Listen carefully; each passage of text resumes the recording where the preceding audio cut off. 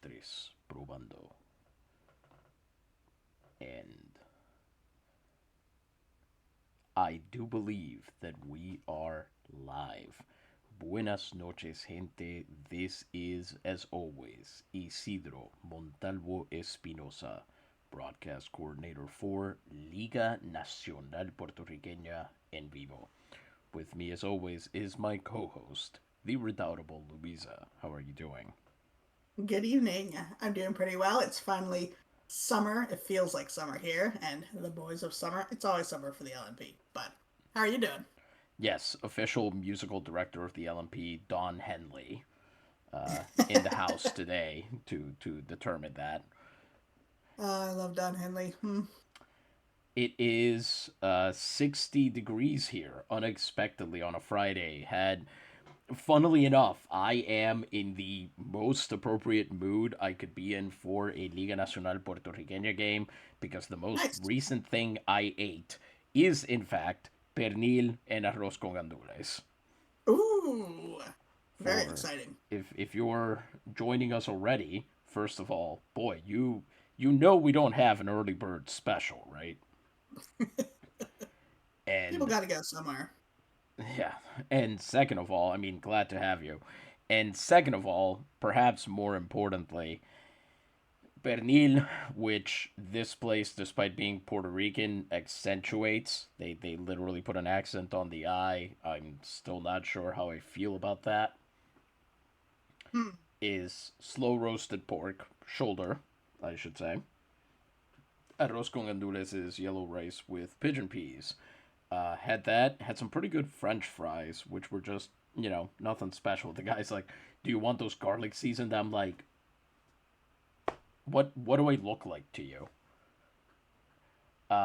And a No, I cheese. have no idea what you mean by that. It's just, of course, I want them garlic seasoned. What, Oh, okay, okay. what person offered a choice in a Puerto Rican restaurant between regular French fries and garlic seasoned French fries is going to pick the regular French fries? A vampire? I would panic and be like, "No French fries. No, absolutely not." And that would be Yeah. wrong. And to be honest, why I chose French fries when tostones was an option is a Mm, question for the ages. But I wanted to try them anyway. that's a good And question. Oh, and I ate pastelone just now, so I didn't even think about it, but we I'm have also mentally prepared. we have run the mesa. Mesa is Spanish for table. Nice. So we have a ball game tonight. We have had 2 weeks, I believe, off stream due to the entire Liga Nacional Puertorriqueña staff coming down with a very bad case of other jobsitis. Terrible. It's a real epidemic in this country. I don't know how we're going to get past it. But Chronic problem. indeed.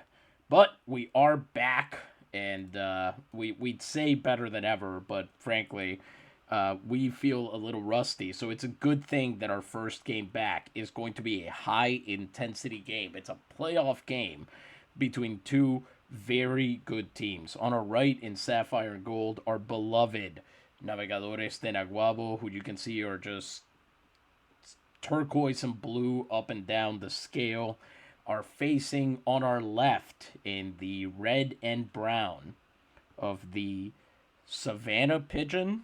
I am translating from Paloma Sabanera, but I actually have no idea if it has an official name in English. The Hmm, Palomas de Cidra, the Cidra doves, who very are nice. going to be as high contrast as it gets, I would say. During this matchup, you will not be confusing these players for each other. I'll tell you that right now. Nice. This is the first game of the 1906 postseason for the Navegadores.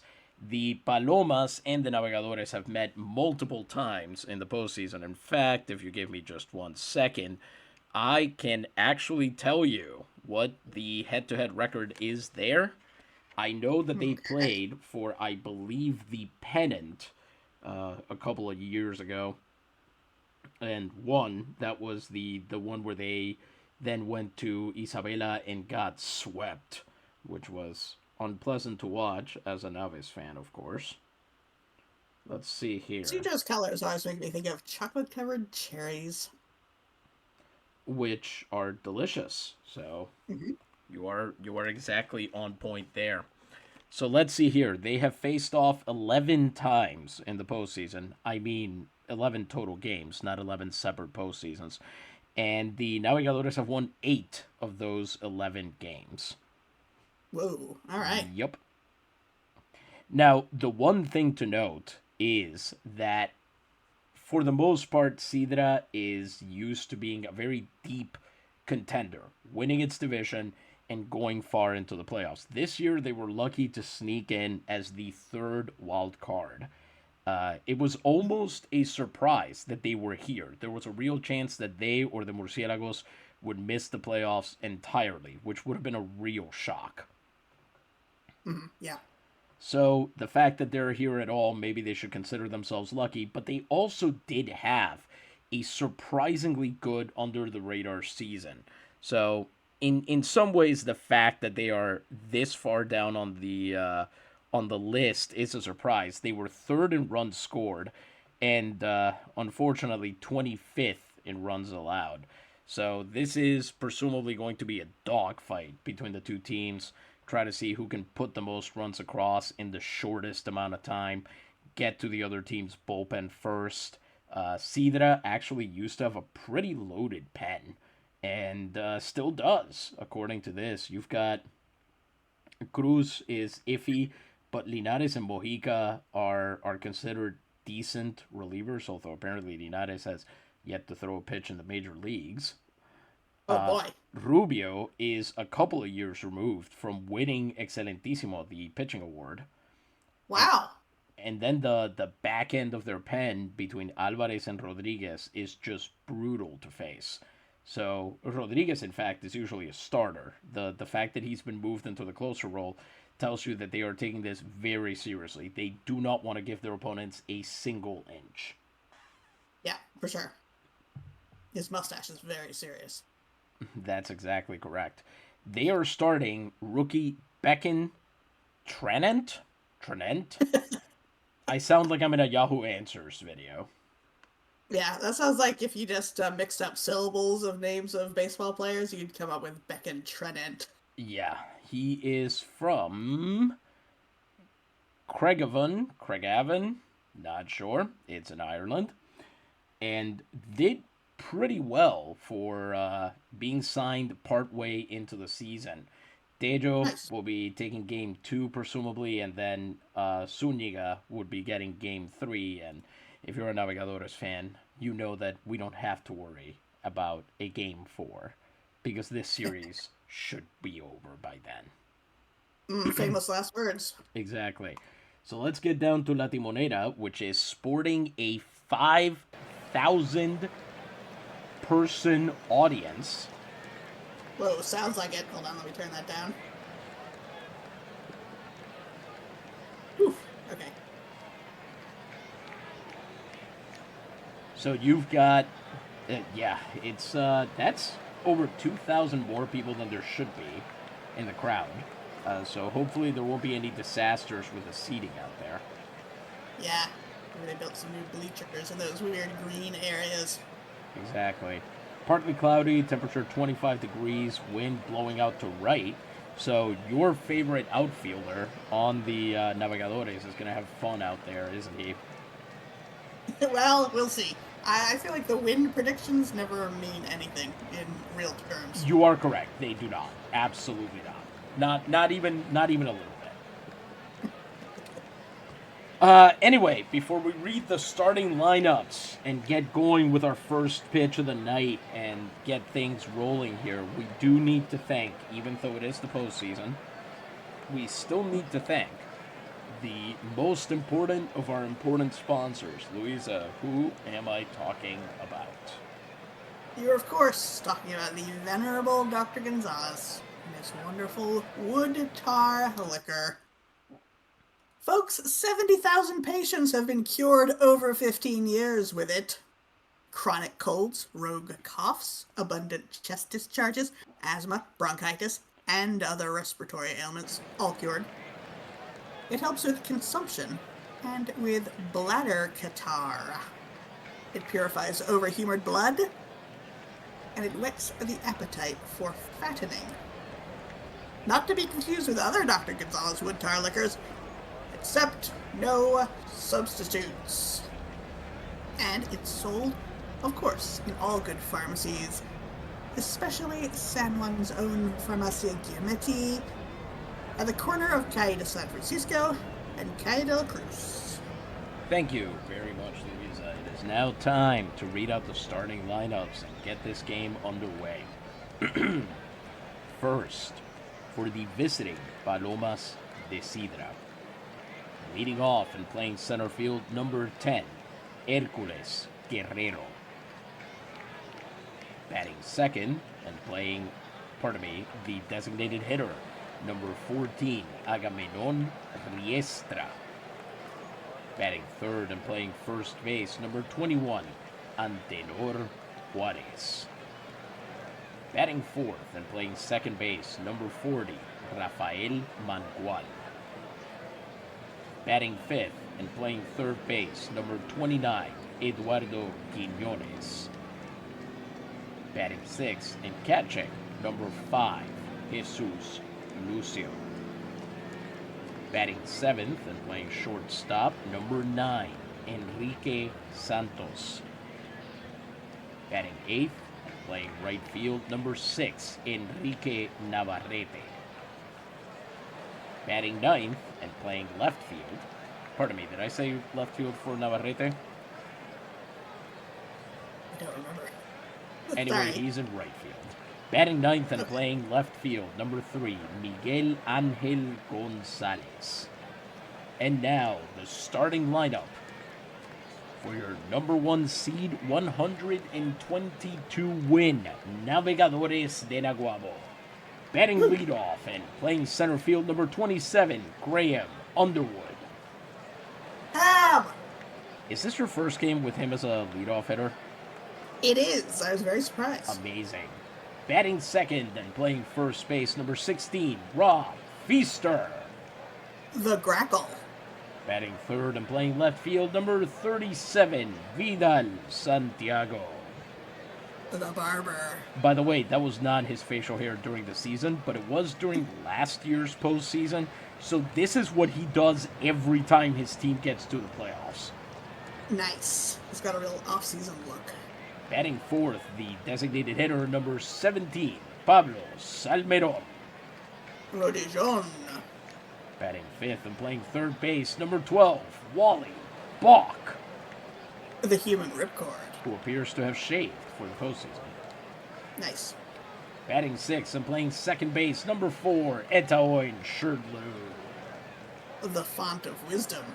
Batting seventh and playing right field, number 56, Frank Del Castillo. Diablo Rojo. Batting eighth and playing shortstop, number 6, Benigno Valdez. Benji.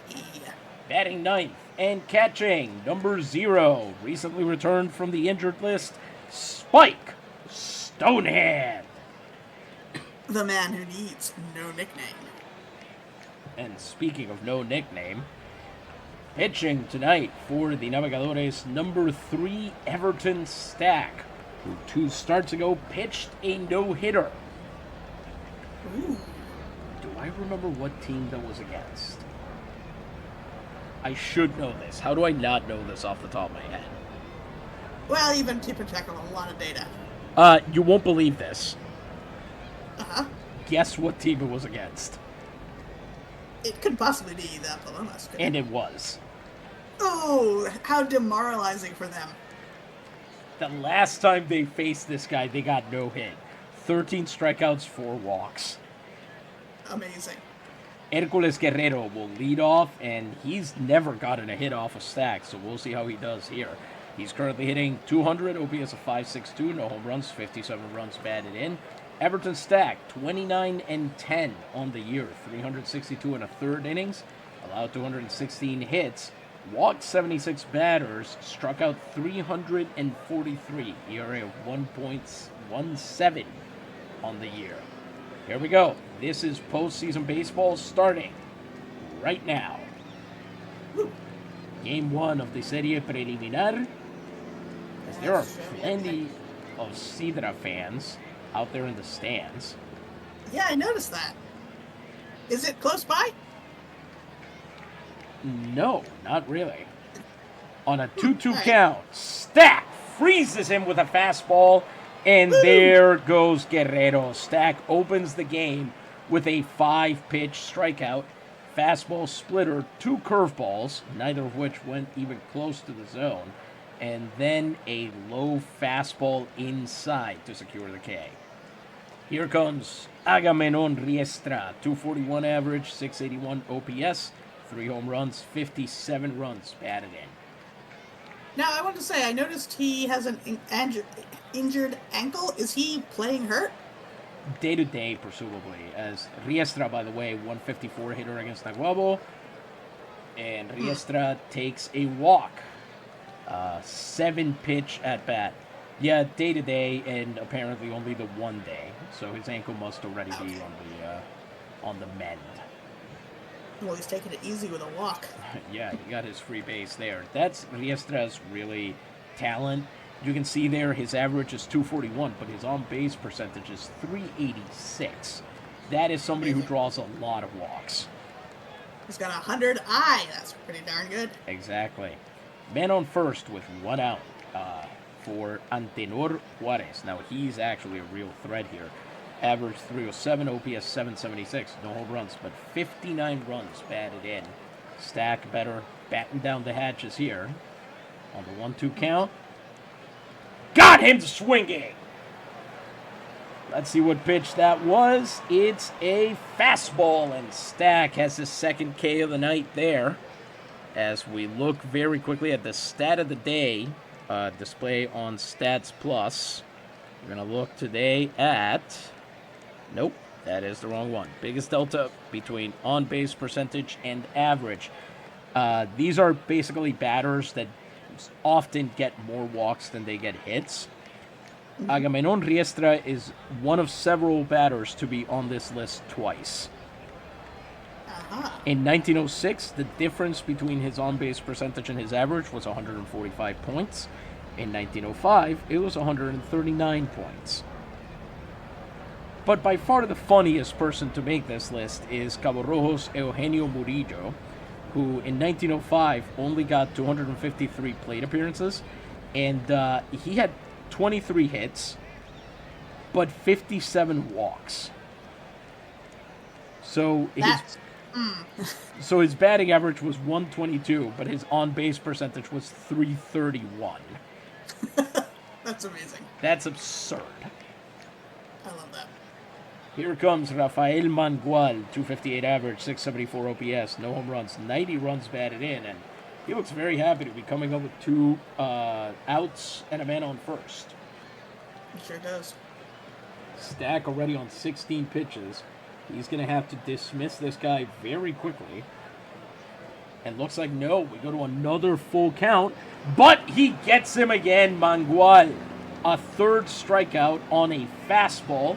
The Palomas get a walk to open game 1, but that's all they're getting off a Stack. Nice. Boy, they did make him use a lot of pitches. That's a 22-pitch first inning. The Naguabo bullpen will be on high alert during the entire postseason, but you don't want to have to go to them this early. At any rate, pitching for the Palomas tonight, number 42, Becken. Again, not sure if it's Tranent or Tranent. Did not know that was an Irish name anyway. Over 341 innings, he went 20-18 with 118 strikeouts to 71 walks. ERA of 2.67. Curveball, sinker, and cutter wrapped around an incredible changeup. He did not allow a home run all year. Not that that really matters against this lineup. They're not exactly known for hitting homers, especially not this guy. Leading off for the Naves, it's Graham Underwood. Average of 289, OPS of 711, no home runs, and 47 runs batted in. Come on, Ham. Louisa, what would you say Ham's player profile is? What are his strengths, basically? What's he good at? He's great at stealing a base, which I love. He's my special little guy, and he's so good at the thing I like, stealing a base. Everything else, eh. He's getting better in center field, I believe, isn't he? He was.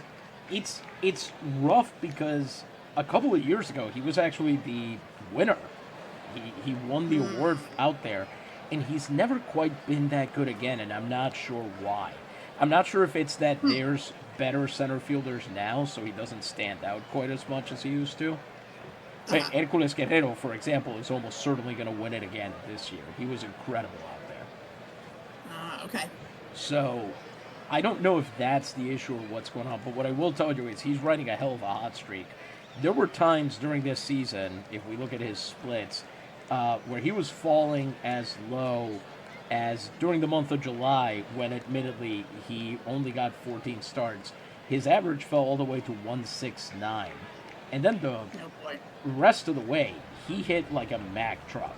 I mean, he averaged a 340 average between August and October. That really lit a fire under him, I guess. Apparently. That terrible July. Yes, something really clicked, and we're kind of hoping to see that in the postseason.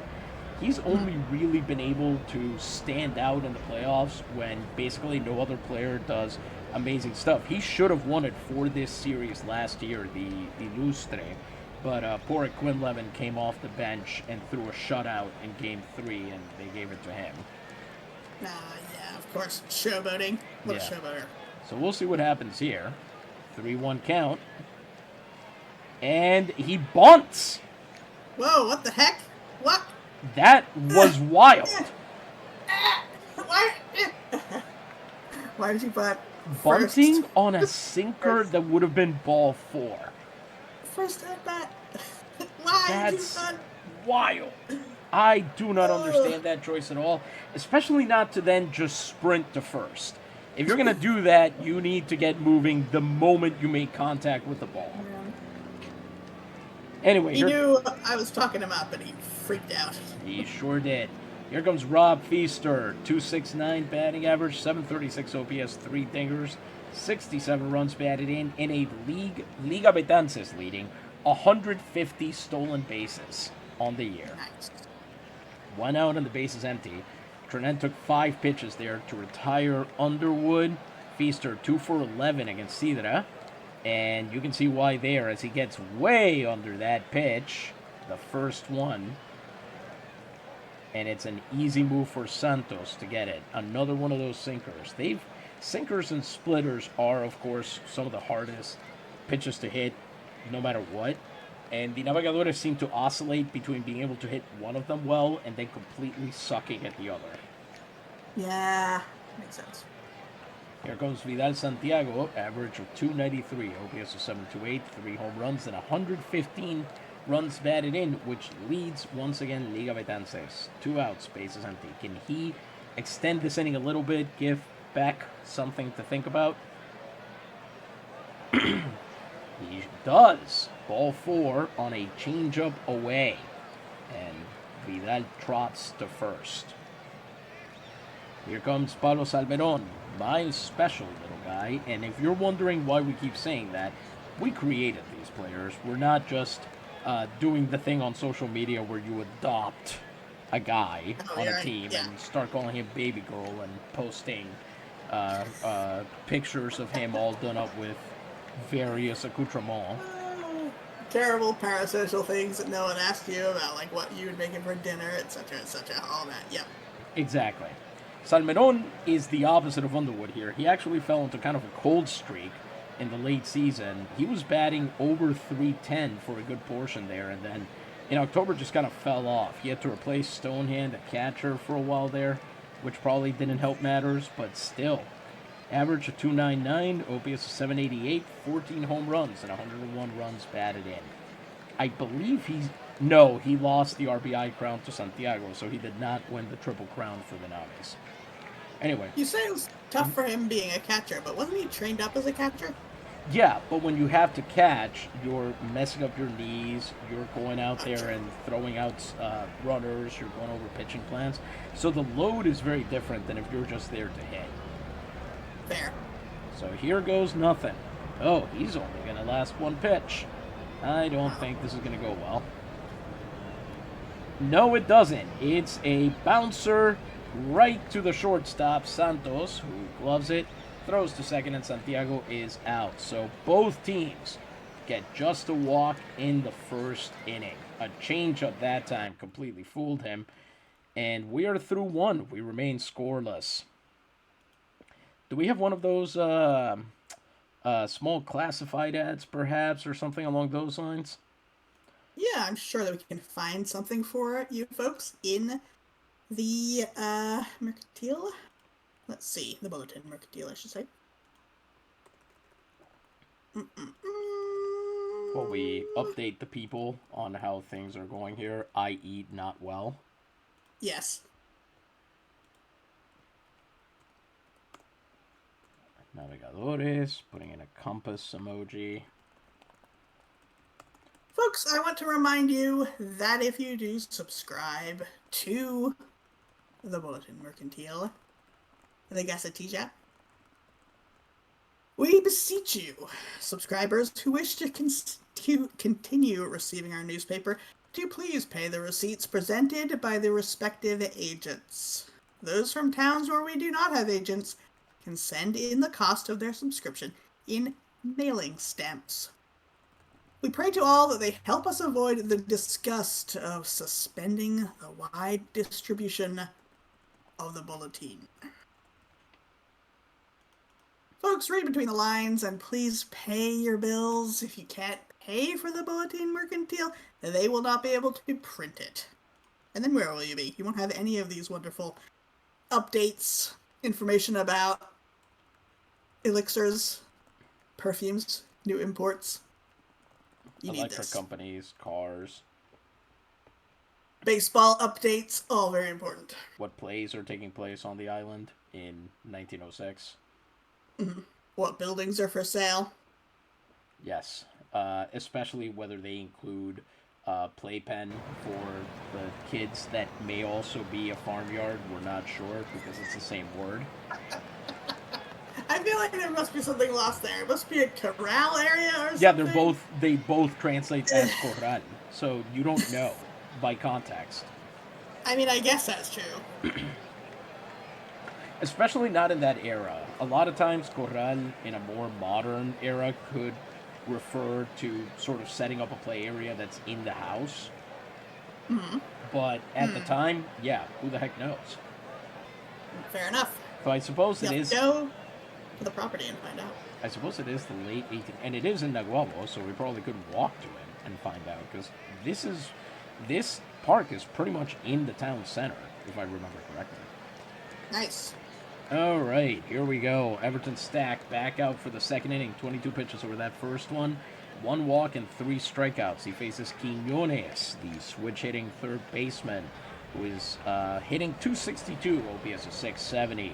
No home runs in 67 runs batted in. On the 2-2 count here, Quiñones swings, lifts it into left field, and, well, if you were hoping for a second no-hitter, you won't get it. That is a single, a base hit into left field. Vidal Santiago plays it safe on that one. A 5-pitch at bat. And, boy, the Naguabo faithful letting Stack have it right away. They're not even waiting until things get properly bad. Nice. Here comes the catcher, Jesus Lucio. Average of .265, OPS of .645, 1 home run and 84 runs batted in. With a man on and no outs, Lucio is exactly the kind of hitter they need in this spot.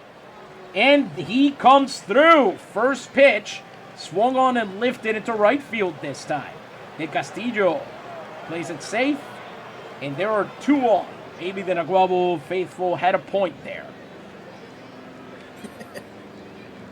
Stack, normally unflappable in the postseason, in trouble early, as he now faces shortstop Enrique Santos, who is running his own hot streak over the past He had a 4-hit game on October 11th. And let's see here, in October in general, hit 325. Overall, however, he's sitting at 235, 613 OPS, no home runs, 62 runs batted in, hitting under the Mendoza line on the road. And Stack could certainly use a double play ball here, a grounder. They've been able to lash the balls into the outfield. Let's see what they do with this guy. First pitch to him. Goes for the bunt down the first baseline. Feaster's got it, throws to first. It's 1 out, but it moves both runners into scoring position. Quiñones on third, Lucio on second. And speaking of bunts, here's a guy, one of the premier bunters in the entire Liga Nacional Puertorriqueña, Enrique Navarrete, who started this season playing for Naranjito, the Brillantes, the shirt which I am currently wearing, in fact. Nice. Is hitting 233, OPS of 625, 3 home runs, 60 runs batted in. He was a guy, he was supposed to be the future of the Naranjito franchise, and things didn't really go his way with that. Let's see what he tries to do here. He could try to bunt and either hit his way onto base and score the run, or at the very least trade it out for a run. But we'll have to see. Stack got to dig deep and get out of this one. First pitch to him as well. They are having a lot of success with that. That goes to second base. Shortstop has it. Does not try for the play at home. So Cidra will score first on that one. Goes for the short out. And Cidra takes the lead in this game. They are up 1-0 as Quiñones crosses the plate.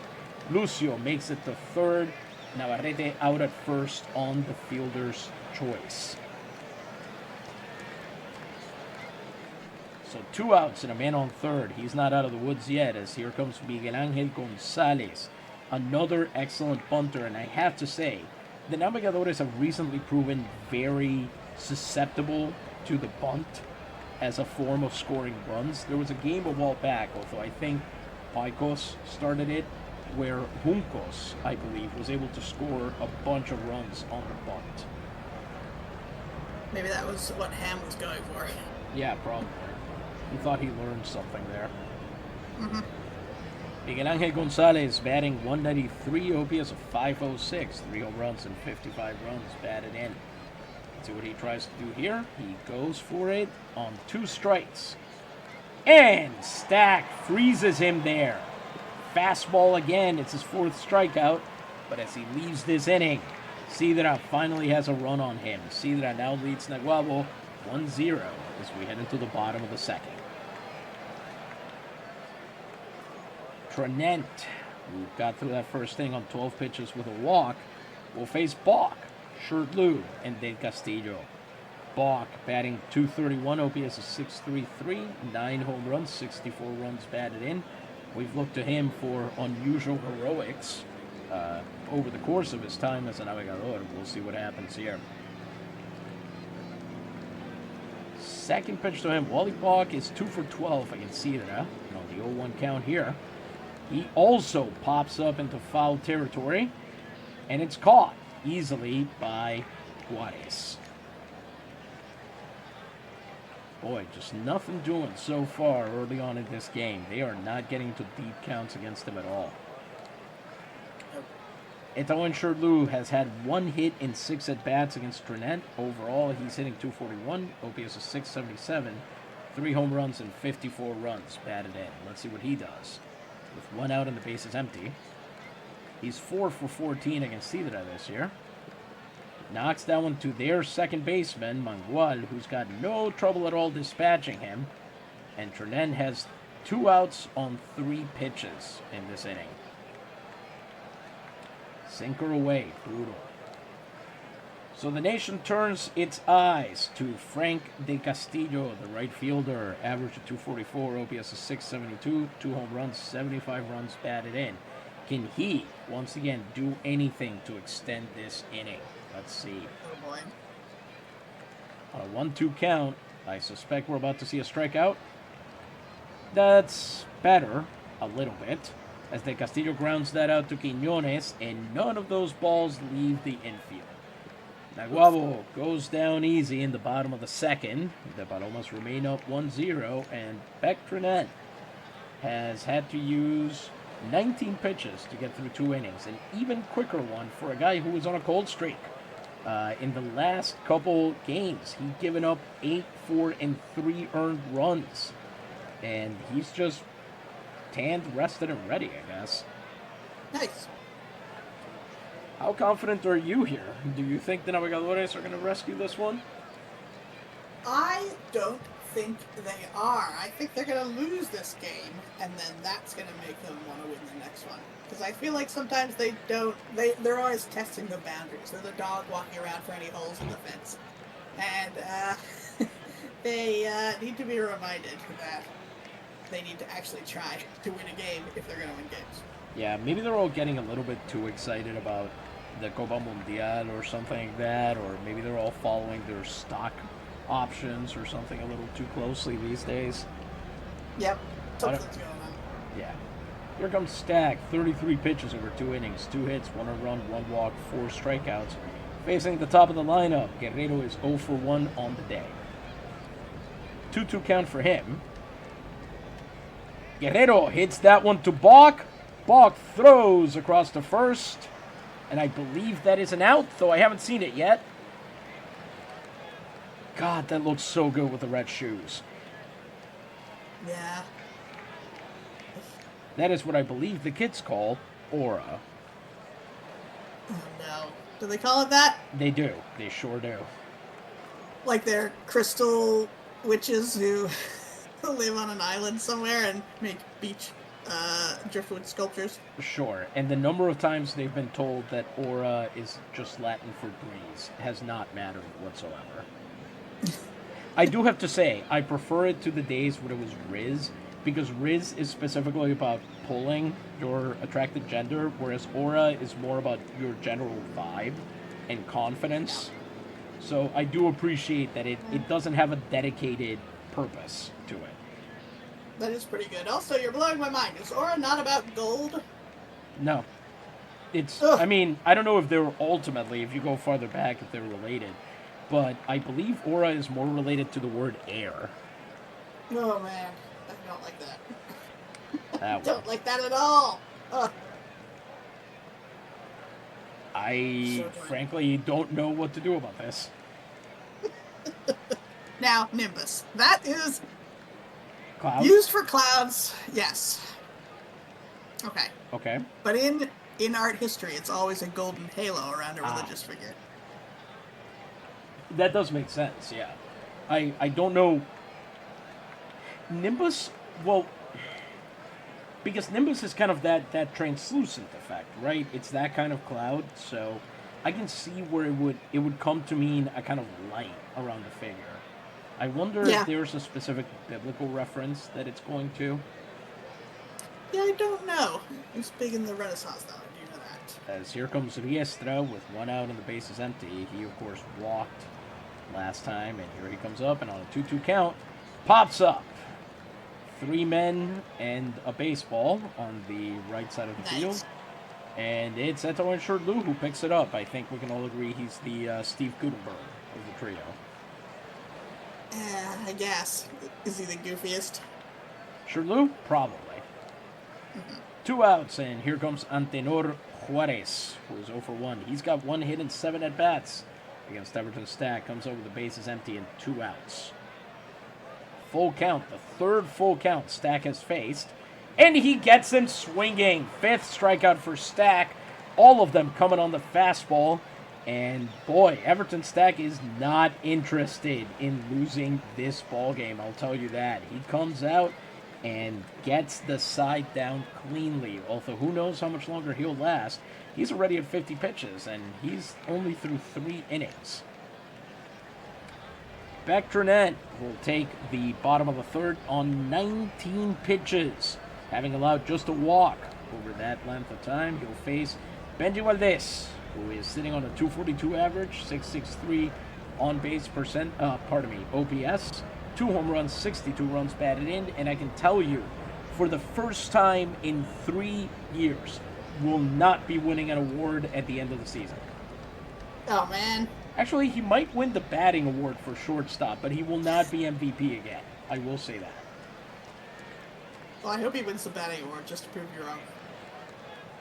On the 2-2 count, here comes Valdez. Let's see, can he do anything? He has not gotten a hit off of Cidra this year.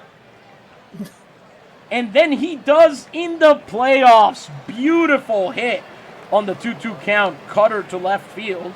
That's the last time Tranent's going to throw that pitch. A cutter right down the pipe, and Valdez punishes it into left field. He'll be aboard. Tranent, not a good holder. Lucio, decent arm behind the plate. He caught, let's see here, not a good defensive catcher, and he only caught about 37% of runners, which in our current MLB era, pretty good. In that era, garbage. So man. I fully expect Valdez to try and steal and get caught here, is what I'm trying to say. Gotcha. Meanwhile, Spike Stonehand has one hit in 3 at-bats against Tranent. Otherwise, he's hitting .223, OPS of .532, no home runs and 45 runs batted in. Poor Spike really tried to improve his contact skills, and it did not go well. He actually got worse at hitting in the offseason. Whatever his other coaches were telling him, it did not work out. And on first and no outs for him. First pitch. There goes Valdez. There goes the ball. Is it going to be in time? He's safe. Somehow he is safe. I don't believe it. A sinker away. Perfect pitch there for the catcher. The ball seems to get there ahead of him, but either the second baseman forgot to step. I don't know what happened there, but Valdez is safe. He gets the first stolen base of the postseason for the Navegadores. Nice. On the 1-0 count, put some pressure on Tranent. Let's see what happens now. 2 pitches later, he goes for third. That's daring. Is he out? No. Wow, he has paid the umpires. Because that ball made it there well ahead of him. Now let's see what Stonehand can do. He could tie this game with a ball into the outfield. As he takes Tranent to a full count. He's 4 for 10 against Cidra. And he draws a walk on the full count pitch. Spike Stonehand puts runners on the corners for the top of the lineup. Starting with Graham Underwood, who's 0 for 1 on the day. In the early innings, he is in fact hitting .311. You're going to have to tell me what color his energy is. His aura is A delectable I feel like funky it's- pink. I feel like it's in flux at the moment because he boy. did so bad. He ate dirt so much when he stepped up the first time. Well, we'll see what happens this time. Runners on the corners with no outs. This is a big hero moment if you're Ham Underwood. Let's see how he answers it. It's 2-0. Knocks that one down the first baseline. They pick it up to first. It is an attempted double play. Do they get him? No! They'll get the one out, and it's an RBI. Woo! Underwood beats the throw to first. Valdez comes home, but this game is tied on a Ham Underwood ground out. Yes. So he gets the job done, and Tranent, now with 33 pitches, will face Rob Feaster, who's 0 for 1 on the day. And he's still got a speed threat behind him in Underwood. Let's see what happens here. Underwood not quite as lucky around the base pass as Valdez is, and he doesn't speak Spanish, so the umpires are much less likely to take his bribes. There goes nothing. First pitch to him. They don't even throw. It's strike one on Feaster, and Underwood steals second easily as Lucio can't get a hold on it. He's at second base. On the 1-2 count, Feaster knocks that one to second base. It's another ground out as he can't beat the throw, but Underwood will go to third. All right. Good work by Mangual, but it puts a man 90 feet away with the go-ahead run as Vidal Santiago comes up to bat. Can he do something here? He drew a walk last time, and he's hitting .334 at home. This is the time to put on the cape and show off. The cape, like a barber. Yes, he's putting it on the wrong way around. Yeah. 2 outs and a man on third. Full count. Here we go now. Are you serious? He got struck out, is what happened. Oh man! On a full The count one thing, pitch. uh, On a one thing bat, on a barely. Yeah, okay. No, that is in the zone. For a second, I got confused between pitch 6 and pitch 7. But he made contact with pitch 6. He fouled it off. And yeah. Ugh. Jeez. Well, I guess the other side is allowed to pitch well. We are through 3 innings. The Navegadores managed to tie this up. Before we continue with this ball game, we're going to need to have a word from another of our wonderful sponsors. Louisa, the booth is all yours. Thank you. We mentioned the arts on the island, so here's a little arts update for you from January 17th, 1871. The last benefit of the season. A big event open to the public for Tuesday, January 17th, for the benefit of Doña Ana Iresma. Sorry for my pronunciation. The program for the show is, number 1, for the second time, the magnificent operetta buffa in 3 acts, book by Don Luis Rivera, music by the celebrated Jacques Offenbach, titled The Gods of Olympus. And number 2, we've heard numerous demands from the people to hear Senor Kresge sing the popular Malagueñas. And this artist, always willing to fulfill the expectations of the capital's gallant public, will perform the wonderful lyric scene of the Spanish master, Don Sebastian Irager, titled The Shops of Cardenas, which is composed of the following parts: the introduction, the song in French, Romanza Italiana, Las Malagueñas, and La Jota Aragonesa, which I believe is a folk dance. So this is very exciting. This is everything you want in an operetta. Stuff in other languages, possibly Italian, definitely French. Romance, folk dancing, all sorts of wonderful things. This sounds great. I feel like an operetta like this has a huge cast of ruddy-cheeked peasant people. I feel like operettas love that sort of thing. And they're all going to sing, and they're going to dance in the little village square that's probably on stage. I'm loving. I mean, you're probably not wrong. Honestly, Puerto Rico does have more than its share of ruddy-cheeked peasant people, but it's still very funny to think about the setting of operetta, I guess, versus them being staged in Puerto Rico. I feel like no matter where they're staged, there is that sort of grease paint, frilly apron. Like, there's a certain way operettas always look, and I feel like that would carry through. Oh, interesting. Sorry, I just discovered. I went in to put in Ham's flag. Mm-hmm. And so, I don't know if you know this, because England, Scotland, and Wales are not independent countries, right? They are part of the United Kingdom. Their flags were actually added to the emoji set later, after most of the other ones, basically. Yes. And Blue Sky recently went to this thing where they don't, for whatever reason, I think they adopted the Windows standard for rendering emoji if you're on a Windows machine, and so it no longer shows the flags because Windows does not show flags. So it just shows for England, Scotland, and Wales, and now just shows a black flag, which is the first part of the code for the English flag. Quite annoying. Yeah, that stinks. You hate to see features get taken away. Indeed. Especially when it was something... Yes, taken away, I think, is the key sentiment. Like, how dare you? Yeah. I do remember when the flags joined up, because I know people were excited about Wales. You finally get that wonderful dragon flag showing up. Exactly. Well, I think the Navegadores have got to be not happy with their results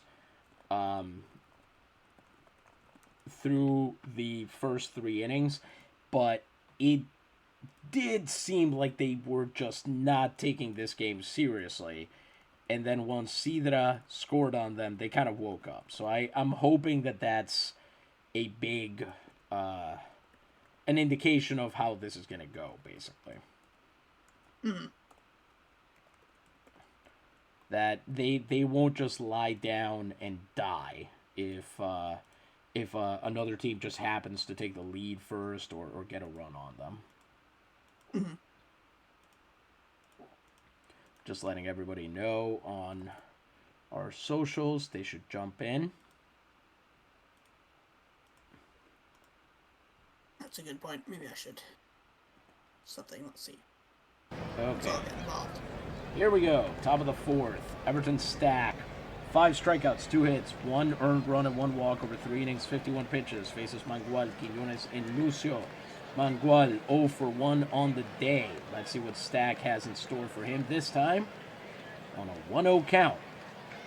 Swings on that one, hits it to Valdez. Easy catch for him on the 1 hop. Throws to first, and Mangual is out.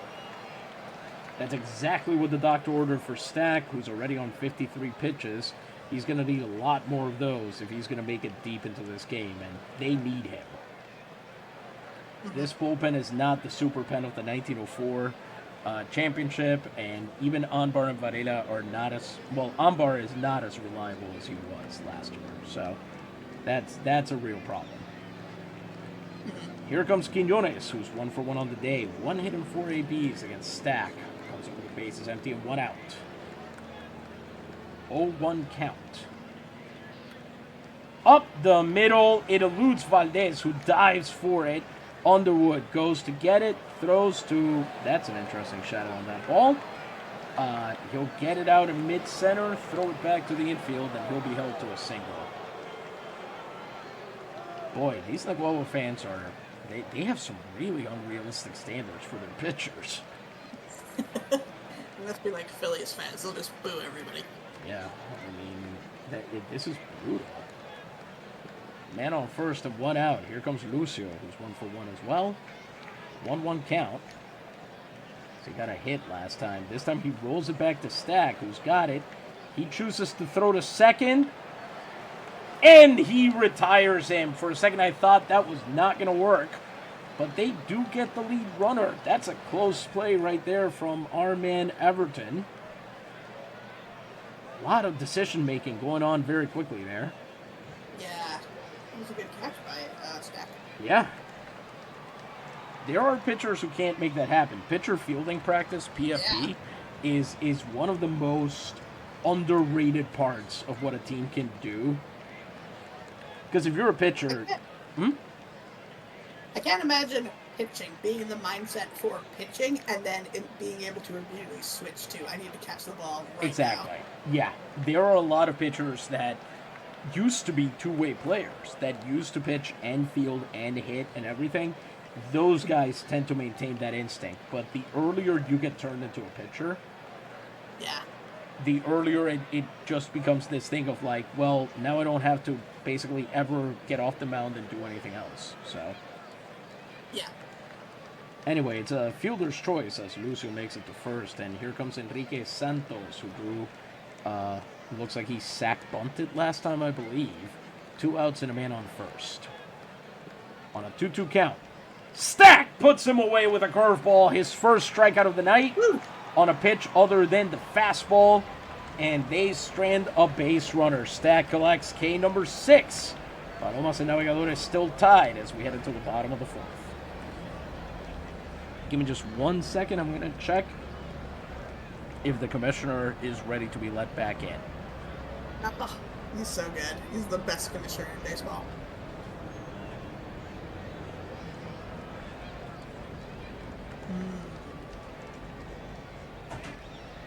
I still don't think the Naves are going to win this one. I'm saying that. We're almost halfway through the game. Yes, it's tied. I think they're going to lose it, though. I fully believe you. I think that may very well happen. I don't have as much confidence in them as I did in previous squads. And this is me saying this. I'm always surprised when they win a game. Yes. Here comes Pablo Salmeron, who's 0 for 1 on the day against Tranent, who through 3 innings has thrown 44 pitches. 1 hit, 1 run, 2 walks, and 1 strikeout. Once again, Pablo on the first pitch. This time, he gets a base hit. It's through. Second base there. He puts it through the gap. On the line drive, drops in for a hit. The Naves have their second base hit of the game. And he's not a threat to steal. So we'll see what happens as Wally Baugh comes up. He could not get a hit. And this is the biggest double play threat in the entire lineup here. Almost everywhere else, there are 2 guys where at least one of them is a good base runner. This is the slow beating heart of the Naves lineup right here. So let's see what Wally Baugh does. He does have a hit in 5 at-bats against Tranent. 0-1 count. Knocks that one. It's a ground out hard to second base. And they do get him out, but Salmeron advances. Mangual with a great play from his knees. Look at that catch. He wasn't even up all the way when he threw. Well, that would have been the case if our simulator could animate that. So Salmeron on second as that sinker missed high enough that Baugh was able to make contact, but not high enough that he could do damage with it. Here comes Shirt Blue, who's 0 for 1. Let's see if he can move Salmeron any further along the path to the promised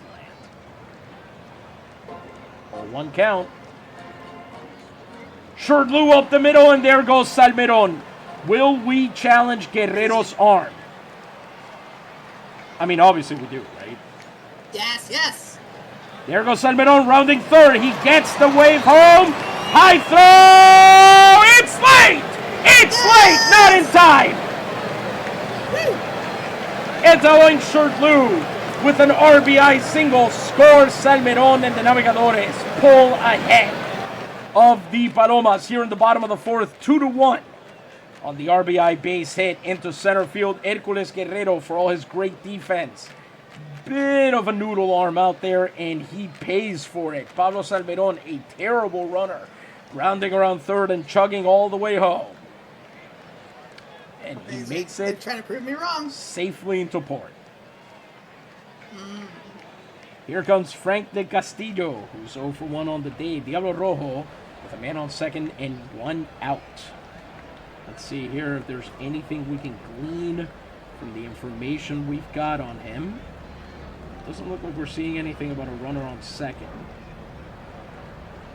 All right, here. Wait. Okay, so yes, he does pull, but not quite as badly as you think. Here goes nothing. 1 out, man on second for him. 0-2 count. I suspect someone's about to strike out. Nope. He grounds out to second. Mangual has it, throws to first, and that's out number 2. Shirt Lou makes it to third on that one.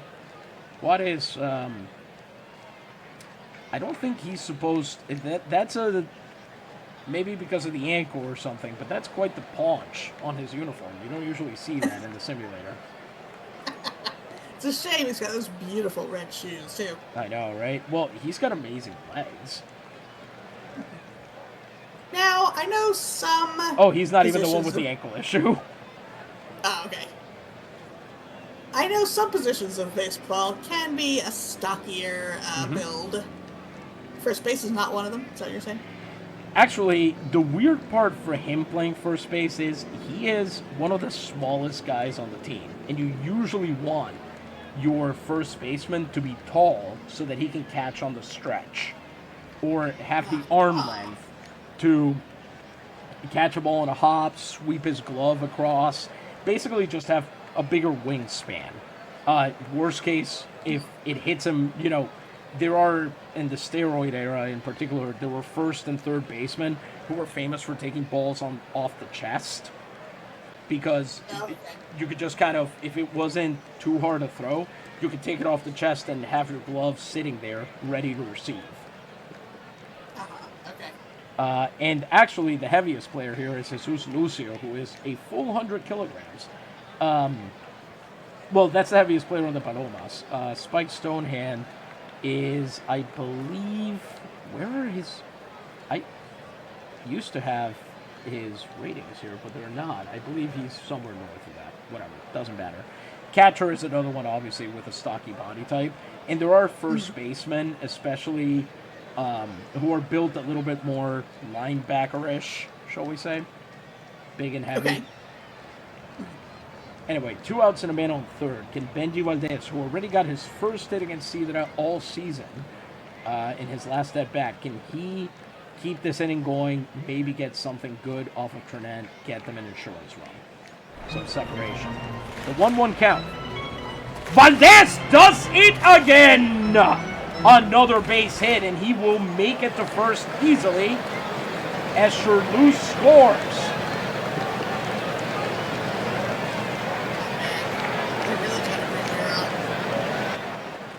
It's an RBI single, and the Navegadores lead 3-1.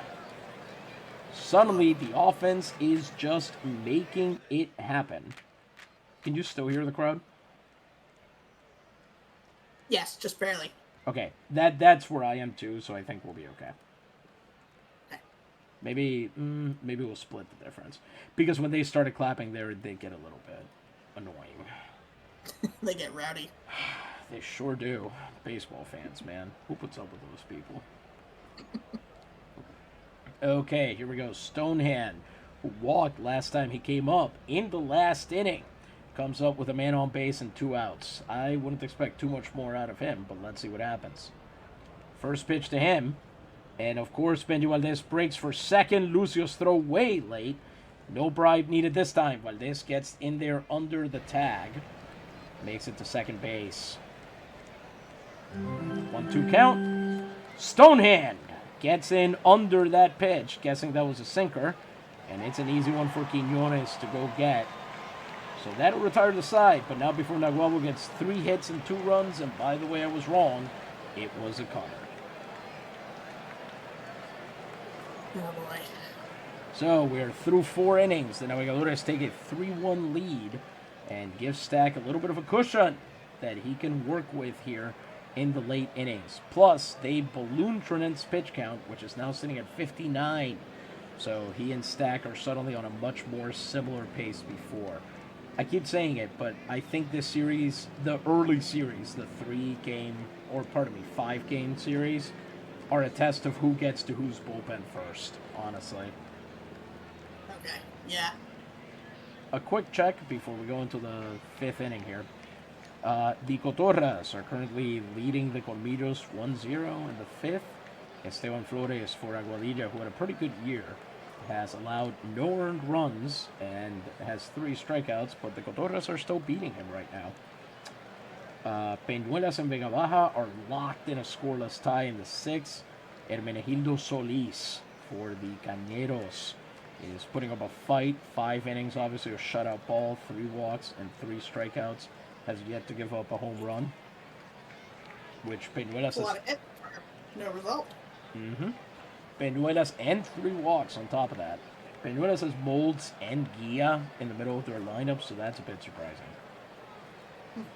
Salinas is beating the Caciques 4-0. Efraín Calderón, one of the top lefties on the mound for Salinas. 4 innings, with 7 strikeouts, and that's all I'm going to say about this game. The Cítricos are beating the Combatientes 4-0 with Isidoro Garcia, one of the possible excelentísimos. Although, let's be honest, it's going to go to Carmelo Castillo of the Cotorras.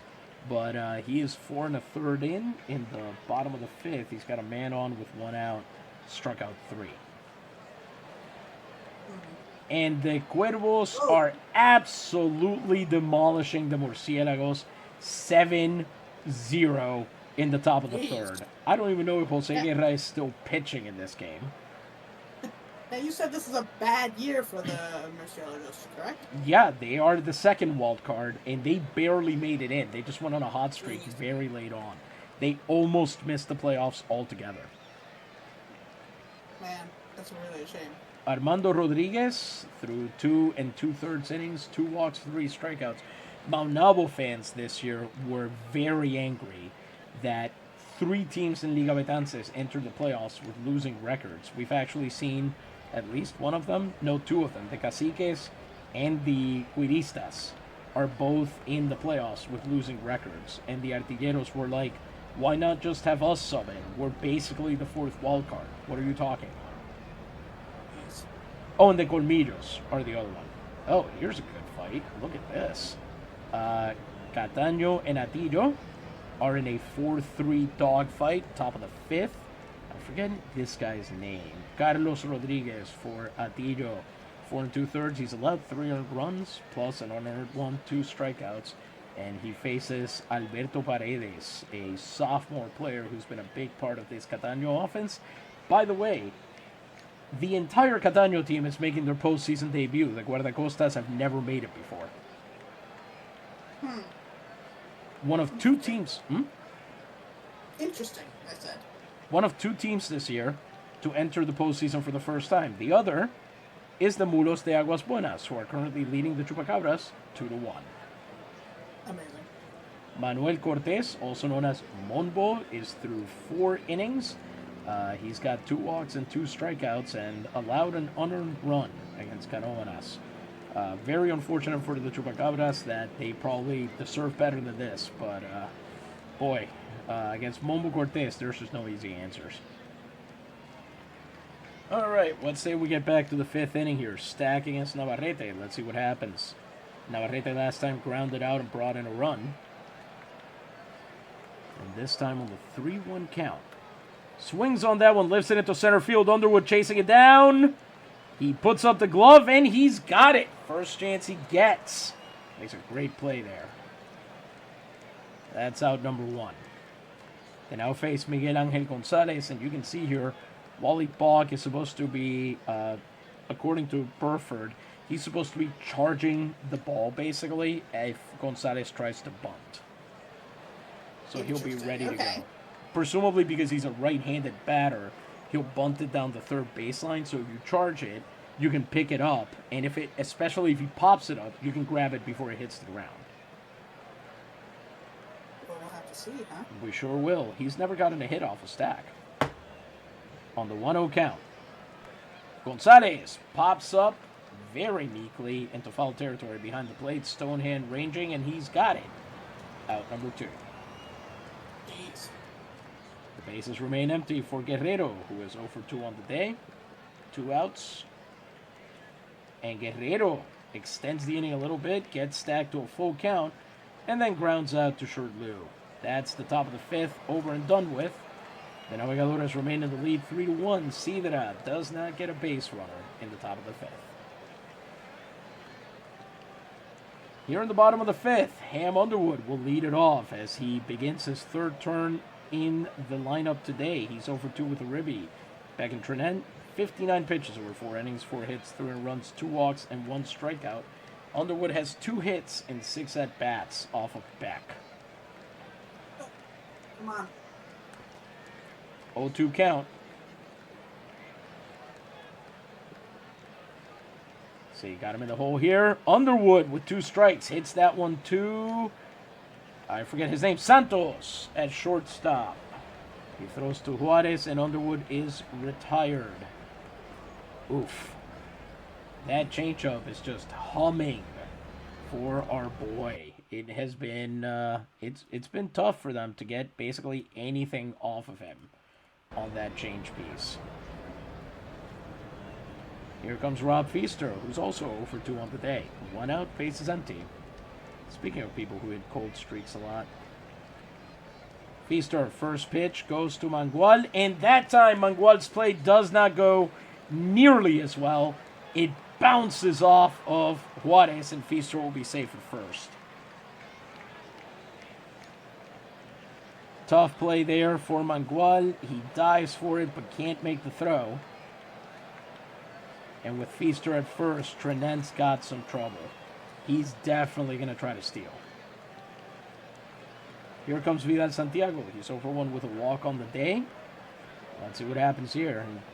In the middle innings, he hit one of his dingers and batted .315, quite a bit better.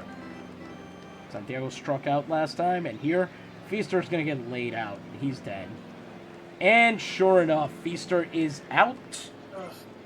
So with 2 outs and the base is newly empty, let's see if Santiago can extend the inning a little bit like he did back in the first. I don't think the answer is yes. Or maybe it is. He lines that one into center field. It gets over Guerrero's head. It's down for extra bases. Guerrero couldn't quite make it there. And Santiago will trot into second with a double.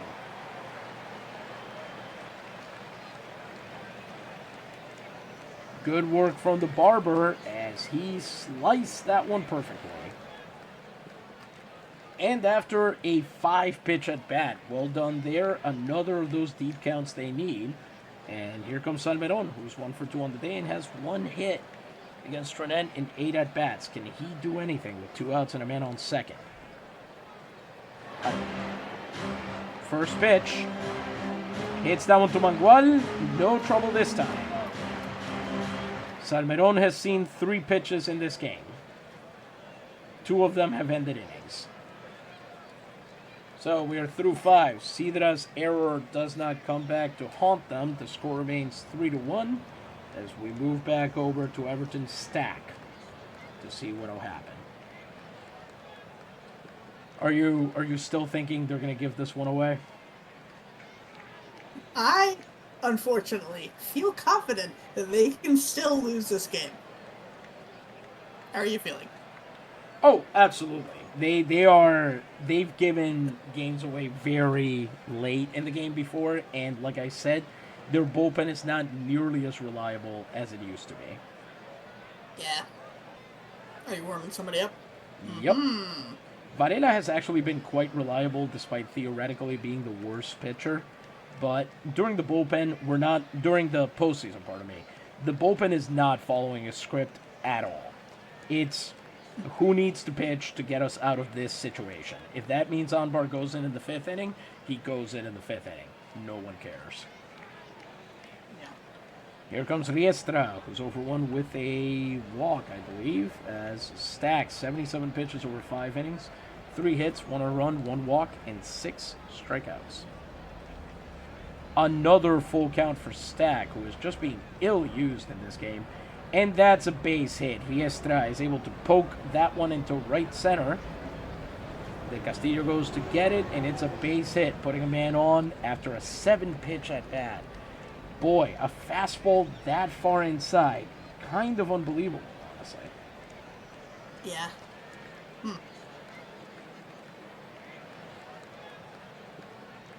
So, with a man on and no outs, he faces Juarez, who's over 2. 1-1 count. Juarez lifts that one down the third baseline, and it's DeBach, who catches it on the line drive in the air. Takes a couple steps to his right, and he's there for out number 1. Here comes Mangual, who's over 2. Another full count. He gets a strikeout at the end of it with a fastball, but Stack now at 93 pitches, and he hasn't finished the 6th. This is going to be brutal, especially as he now faces Quiñones, who's 2 for 2 on the day.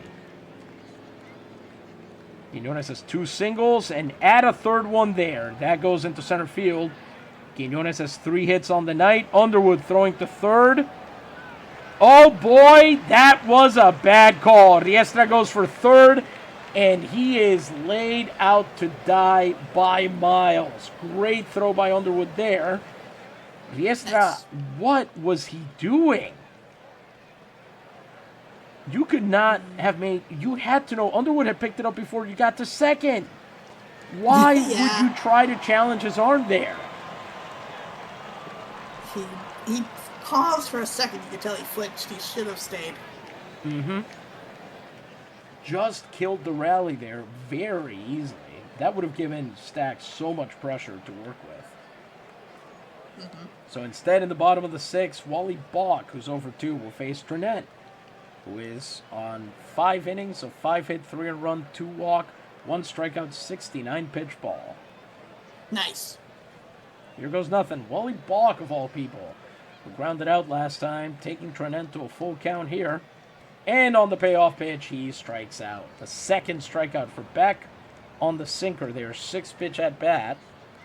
As here comes Eto'o Shortstop. He's 1 for 2 with a ribby. And scored a run as well. So he's actually responsible for both of the go-ahead runs in this game. As he spikes that one to Santos. Looks like he should be out. Yes, in time. Good play from Santos there as he lays out entirely, diving for that ball in what is turning to a hell of a pitcher's duel. And throws in time to retire Shortstop. With 2 outs and the base is empty, here comes Del Castillo, who is not having a good time today either. He is 0 for 2 on the day. He'll see 1 pitch. He grounded out to second a few innings ago. This time he's grounds out to third. That does not get by him. Quiñones has it, throws to first, and that inning is over. Naguabo gets nothing across here in the bottom of the 6th. Their offense is just not going today. Yeah. Stack at 97 pitches over... Oh, pardon me. It is the end of the 6th inning. Before we continue, we should have another word from another of our wonderful sponsors. Louisa, the booth is yours. Thank you. I want to tell you folks about a wonderful new purchasing opportunity to make your life a little better.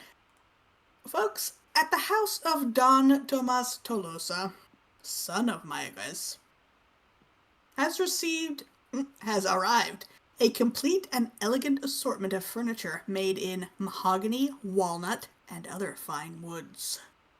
Sewing machines with very useful features unknown until the present.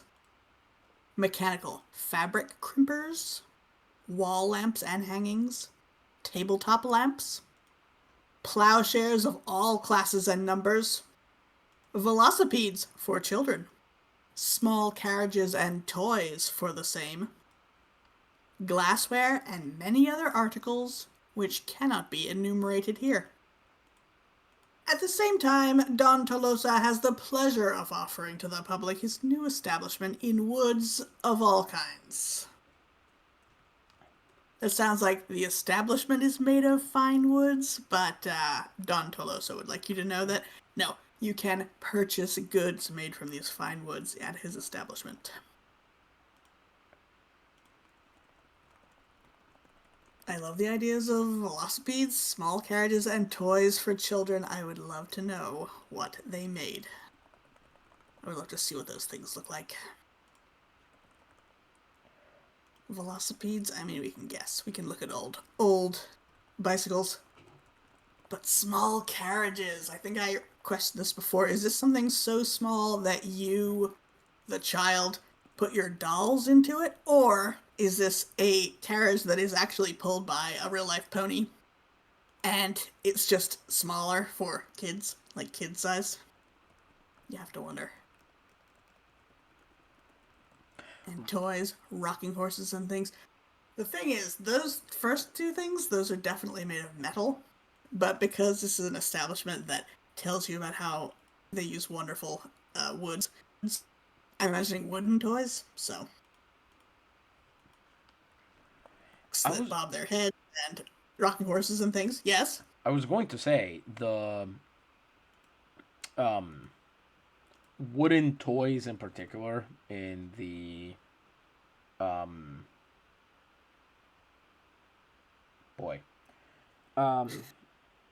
in Puerto Rico are something of a point of pride, is what I've seen. Okay. Makes sense. Yeah, I remember having a number of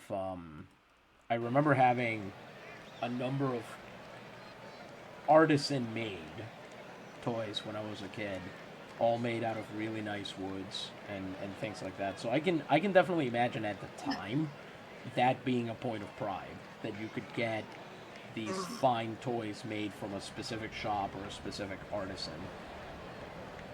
Yeah, that definitely makes sense. What's the name of that, the instrument? There's a team in the LNP named after it. The wooden instrument. Yes! I wonder if they made things like that. We don't know. I have seen, well, they those are usually made out of dried gourds, so it's a I little see. bit Okay. different who is making them. But there are decorative guidos that will get made out of wood. That makes sense. I Usually get it they're like confused in my mind with those wooden frogs that do the same percussive purpose, but they're from elsewhere in the world. yeah, yeah. The guido, basically anything that is kind of a symbol of Puerto Rican culture, you will find often done as a statuette or figure or some sort of thing like that. Makes sense. Anyway, as we enter the top of the seventh, Stack, 97 pitches over 6 innings, 5 hits, 1 run, 1 walk, and strikeouts. Faces Lucio, Got the hiccups over there? Santos, and Navarrete. Yeah, pretty much. Lucio is 1 for 2 off of him today. Too much excitement. That's right. Yeah, it's all rising up and... Whoa! That is a line drive and a half! De Castillo, possibly not helped by the wind there, has to get a throw off to What? second base in time and does not manage it as Frank, Lucio slides in. The Naguabo fans let Frank have it. he deserves it this time. He actually does. Excusable to take a while to pick up that ball. It bounced off the wall and everything. But to take that long to let it go, come on. Yeah, lining up your angle way too long. So, with a Oh, leadoff man. double there, Stack now faces Enrique Santos, who is 0 for 1 with a sac bunt off of him. 0-2 count. Santos lifts that one into center field. Underwood running for it. He's got it. Woo! Good running catch there, and it's out number 1 on the curveball. Here comes Navarrete, who's over 2 with an RBI. 2-2 count for him. He hits it to third base. Wally Balk picks it up, throws across the hallway, and that's out number 2. And Stack on 108 pitches has a chance here to finish strong against Miguel Angel Gonzalez, who's over 2 on the night. Can he do it? 2-2 count. Gonzalez hits that one down the first baseline. Feaster has it, takes it unassisted, and we are through 7 for the Palomas. The side is retired. Lucio's double ends up stranding him at second as the Navegadores take their shots here in the bottom of the 7th. I'm Baron Varela. I get to sit back down after that one while we check very quickly on what's going on. Carmelo Castillo pitching for the Cotorras. Carmelo Castillo, by the way, one of 2 Cotorras pitchers to be nicknamed La Llamarada, the Blaze. Ooh, that's a good name. Or really the Conflagration, if you want to think of it that way. Llamarada is a lot of flames. He is An through... inferno. Yes, exactly. He's through 7 1/3 with a walk and 9 strikeouts against the Colmillos, who also entered the playoffs with a losing record and therefore must be disposed of with extreme prejudice. The Cotorras are up 3-0 against them in the top of the 8th. Peñuelas has pulled ahead in the top of the 8th against the Cañeros, up 3-0, 5 walks and 5 strikeouts for Hermenegildo Solis, and here comes Brendan John to try and tack on more runs with 2 outs and a man on first here. Salinas doing its thing.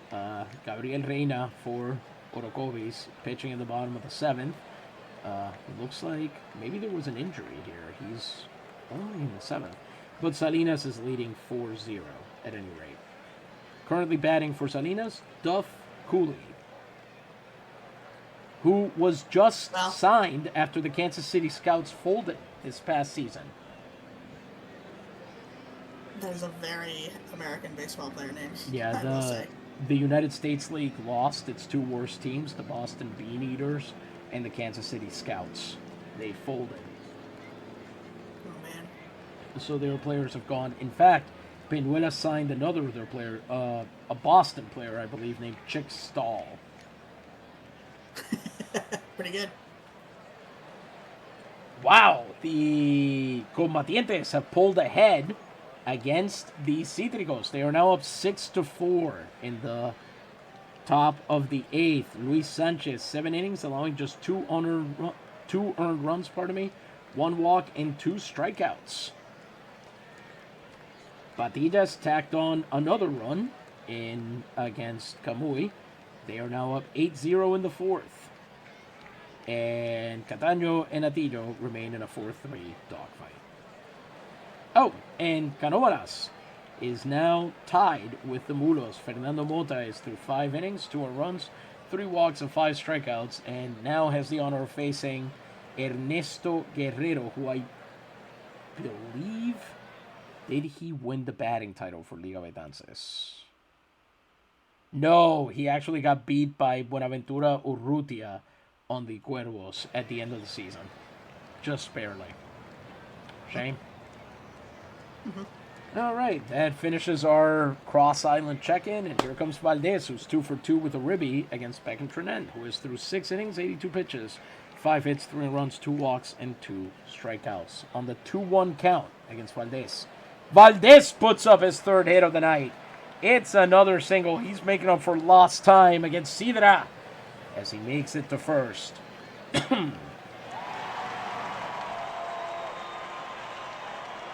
They let him know how much they love him, and with 3 stolen bases on the day, let's see if he challenges Lucio's arm again with spiked stone hand here. He's 0 for 1 on the day. First pitch to him. There goes Valdez, and he will steal second without a throw. Lucio couldn't get the ball out of his hand, and so it's an easy steal there for the Naves. We're going to check something very, very quickly. You see, that is Valdez's 4th stolen base in the postseason. Now, what you may not know is that Benji Valdez has the postseason record for stolen bases in a single postseason. Would you like to know what that record is? Yes, I would. It is 22. Wow. Now he did that. How many games? Exactly. Now he did that in 22 games, so he averaged a stolen base per game. But he's already stolen 4 in game 1.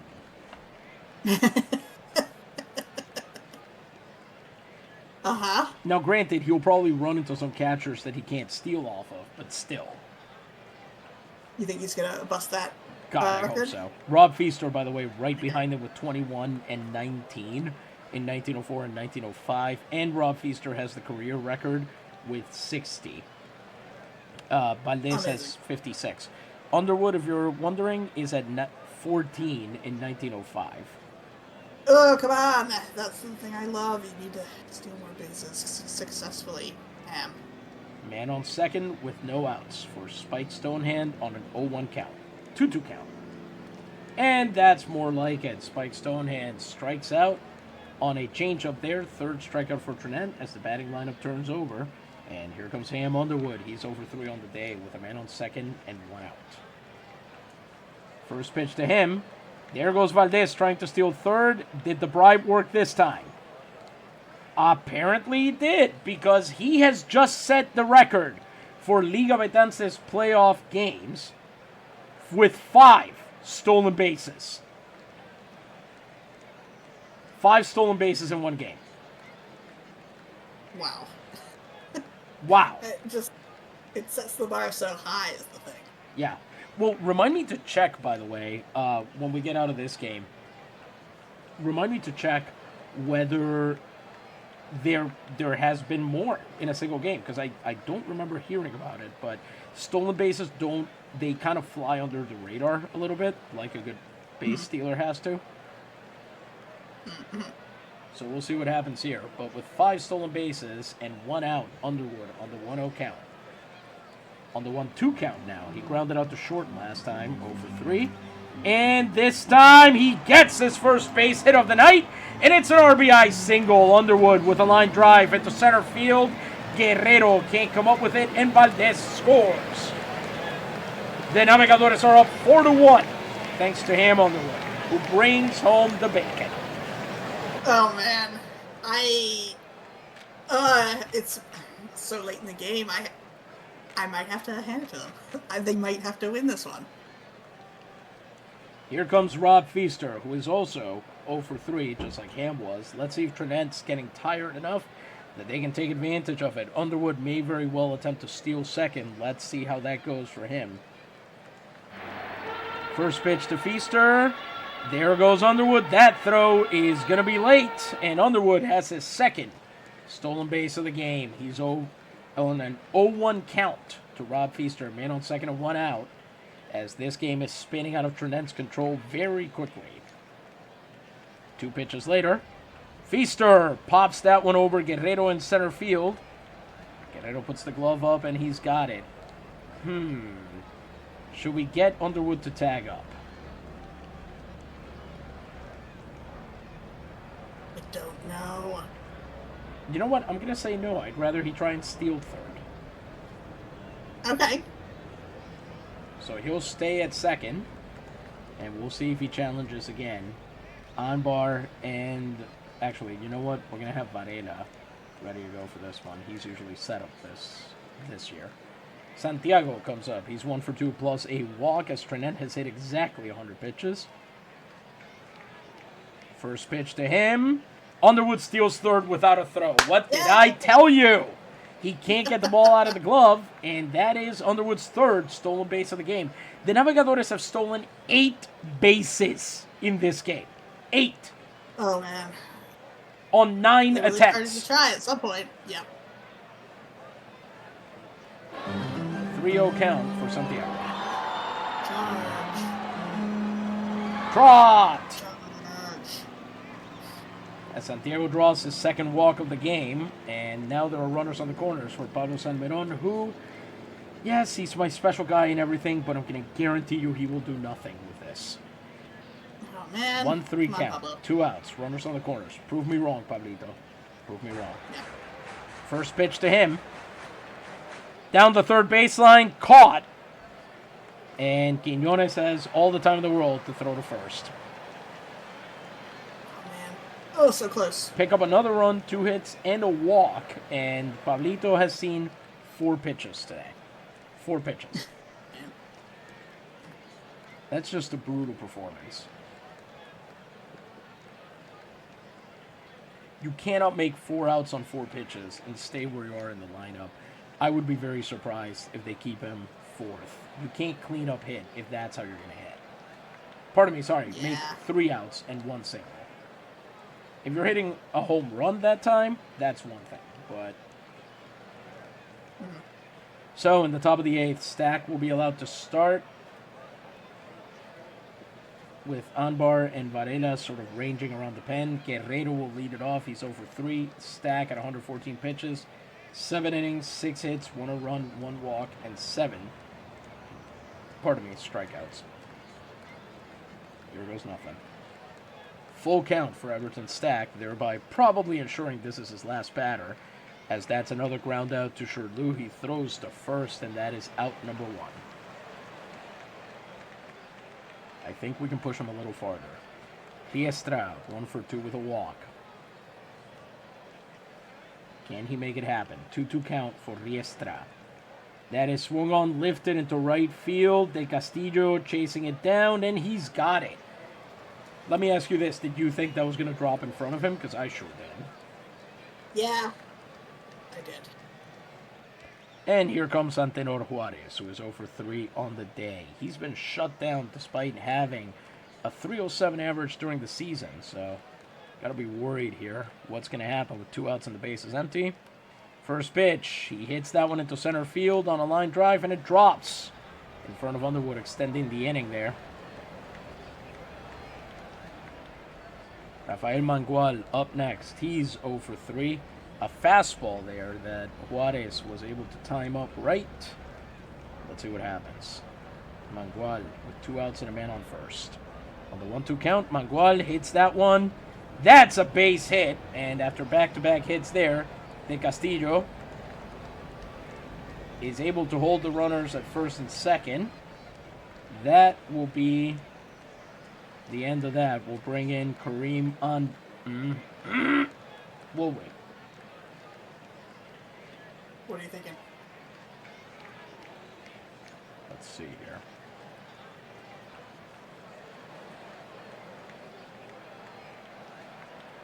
What's going on inside the manager's mind? We are going to see if Stack can retire this guy. We may pay for that decision. We are willing to pay for that decision. Okay. No, actually, no. We are moving in with Anbar because Eduardo Quiñones is 3 for 3 on the night. Oh, okay. We're not trusting that. So now pitching for the Navegadores in a level number 10, Karim Anbar. During the season, he threw 58 and 2/3 innings, 8 wins, 3 losses, 16 saves, an ERA of 1.53, 52 strikeouts to 16 walks, just 10 earned runs. Did very, very well. So here against Eduardo Quiñones, he's got 1 charge and 1 charge only. Shut him down. Can he do it? Anbar goes to a full count against Quiñones. And you have to imagine, if he doesn't give up a hit yet, he gave up the walk, which I imagine he would. He wanted to pitch around him. To face Jesus Lucio, who's 2 for 3. So you've got the tying run on first and the go-ahead run at the plate. Anbar could really decide this game right here, right now. What will he do? 2-2 count against Lucio, who hit a double last time. He struck him out! Woo! On a sinker, Karim Anbar strands the bases loaded, and the Palomas do not score. The Navegadores remain in the lead 4-1 after a 5-pitch at-bat, in which Anbar finished off Jesus Lucio with the bases loaded, preventing the 3rd hit of the night for him, and certainly runs. Karim Anbar shows why they call him the Tunisian on a mission. Nice. As we head into the bottom of the 8th, here come the Naves. Bach, Shurtlew, and Del Castillo will face Beck Tranent, who has pitched 7 innings, 7 hits, 4 runs, 3 walks, and 3 strikeouts. Wally Bach is 0 for 3 on the night. Can he improve on that? First pitch to him, apparently. Bach hits that one to Mangual, who runs to his left to catch it. Sweeps it up, throws to first on the hop, and Bach is out. Way too many first pitch outs in this game. Way too many of those. I know they're winning, but way too many of those. They're getting out hit right now. Yes. Shurtlew, 1 for 3 with a ribby on the night. 1-0 count. That's cracked hard, but right to Mangual, who's got it. And it's a rinse and repeat this time. Meek Roller, the play-by-play says, and Shurtlew is an easy out at second. Well, at first, but caught by the second baseman. And here comes Frank Del Castillo, who's 0 for 3 on the night. Can he do anything to extend this inning? 2 outs, base is empty. 1-2 count. Tranent going in, trying to salvage a little bit of grace there. Del Castillo with a monster line drive. Can't quite get it over the wall, but that's down for extra bases as it rattles around all the way in center field. Del Castillo breaking for third. Guerrero throwing. Don't tell me I'm about to watch. No, it's a triple.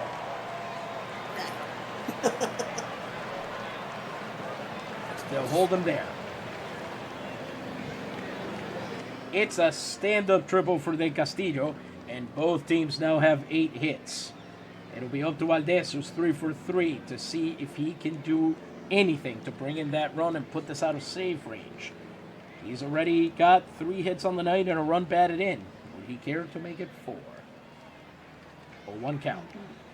Valdez! Line drive left field over the left fielder's head. It's an RBI. Benji Valdez opens his 1906 postseason with a 4-hit game and a double.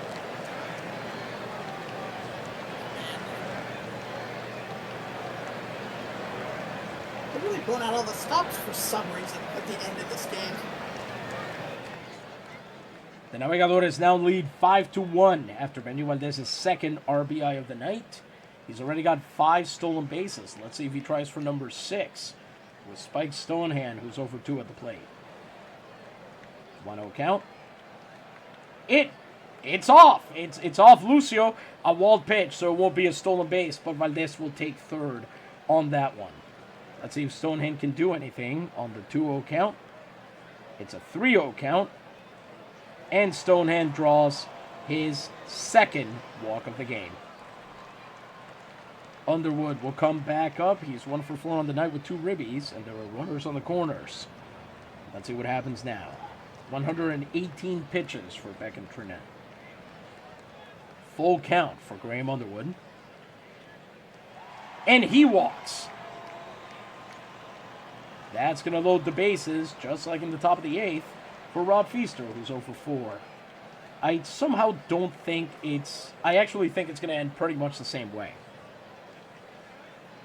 Okay. 0-2 count. And indeed it does. Rob Feaster swings through it to strand the bases loaded. A changeup this time. 1 run on 2 hits. You cannot say the Naves have not. You cannot say the Naves have not sweated and worked hard for every one of those runs. As we head into the top of the 9th, Kareem Anbar, who's thrown 1 out of pitching, allowed a walk and a strikeout in 11 pitches, faces Santos, Navarrete, and Gonzalez. Hopefully, anyway. Santos is over 2 on the night. On a 2-2 count, Santos, who last time flew out to Underwood in center field, caught looking, frozen on the sinker away, and he goes down. Enrique Navarrete, who's over 3 with a ribby. 1 out, base is empty. He grounded out last time he came up on the 1-1 count. Swings on that one, lifts it just enough to get it past Valdez, and it's up the middle. Underwood goes to get it, and they've got a man on. Here comes Miguel Angel Gonzalez. He's 0 for 3 on the night. He's struck out at least 2 of those. Let's see if Anbar can get ahead of him here. He's got him in the hole here. And he gets him again. Freezes him on the sinker. For the final, possibly final out of the game, here comes Hercules Guerrero, who is 0 for 4. This is tough, too. Guerrero has had 3 at-bats against Anbar, has never gotten a hit off of him. And then you've got Anbar, who's at 22 pitches, so he's probably not pitching in Game 2, which is the Ted Balloon game. Uh-huh. So that's the one where you want the entire bullpen to be available. So let's see here. Guerrero on the first pitch. Hits it deep. Hits it high. Underwood chasing it down. And he puts the glove up. And that's your game. Nice. The Navegadores win Game 1. 5-1 to take an early lead in the Serie Preliminar. Wow. I was completely wrong. Did you see Underwood was, Ham there was the last guy to get in position and give his little cheerleader jump? No, I didn't see that. That's funny. So there you go. Valdez with a double and 3 singles, 4 for 4, and 5 stolen bases. 8 total stolen bases on 9 attempts. Everton Stagg takes the win on 7 2/3 innings, 8 hits, 1 run, which was earned, 1 walk and 7 strikeouts. Kareem Anbar gets his first save of the postseason. 4 outs, 1 hit, 1 walk, and 3 strikeouts on 23 pitches. Beck Tranent gets a loss, 8 innings, 9 hits, 5 runs, 5 walks, and 4 strikeouts. Wow, what a first game! If this is what the Naves, if this is what the Naves are going to be up to, I mean, obviously the approach is going to have to be different based on what teams they face next. I think if they run into the Cotorras this year, they're cooked. But we'll just have to see, because this was a game that it should not have gone this well in the end. Yes. Yeah. Very surprising considering the beginning. Exactly. Any final thoughts before we let him go? I just love that you never know what's going to happen. That's baseball. That's right. We'll check a little bit on the other games before we let everybody go here. Running crazy, 4 for 4, double, 2 RBI, 2 runs, 5 stolen bases.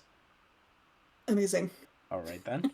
We're going to look at the single game records. This is for Venezuela. We are looking at playoff games, and we are looking for stolen bases. So Valdez had the record before. He just broke his own record. Nice. And then if we look at Ostos, I'm sorry, he set the entire league's record. Nobody's ever stolen more than 4 bases in a playoff game. Wow. In fact, in extra inning playoff games, it's worse. Frank De Castillo and Rob Feaster and Jacques Centur and Murphy Fitzpatrick and Ricardo Moreno and Tadeo Ramirez have all stolen 2. And then Marcos Lopez has stolen 3. So, yes, as of right now, Benji Valdez owns the record for stolen bases in a playoff 9-inning game. Yeah, for sure. Although it seems like Marco Lopez might be sneaking up. I don't... You don't think he can compete? I'm going to see. Let's see here. Playoff games. He does own both records, but he's 37, so my guess is he's slowed quite a bit down. He also only played 38 games this season, so yeah, I think they know he's not likely to be quite that capable. I am also finding out now that there have been exactly 2 extra inning playoff games during which someone has hit a home run. One is October 28th, 1904, when Ricardo Solis did it for the Macabeos. He's now on the Marineros. And the other, you have seen live, because it was Spike Stonehand hitting that 2-run homer off of Nicodemo Caballero to beat the Tumbabrazos in 5 games. That was amazing. So that's him saying, do I have to do everything myself? And then he hits a home run. Honestly. So there you go.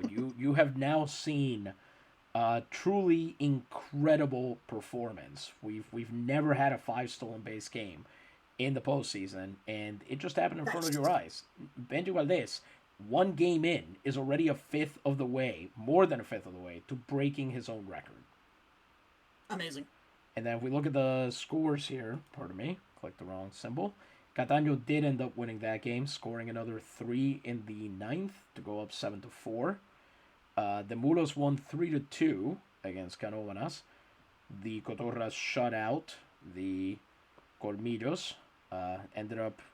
Castillo ended up getting 11 Ks. And the Guiristas shut out the Cañeros 3-0 as well, as did the Pescadores, beating the Caciques 4-0.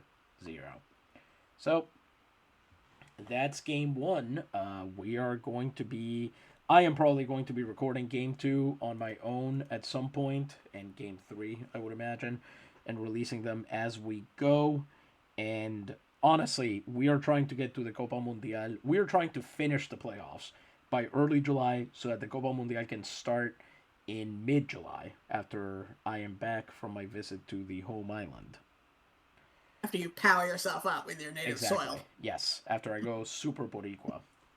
When my hair actually gets incredibly dark and glossy, like they always paint the Taíno hair in every picture.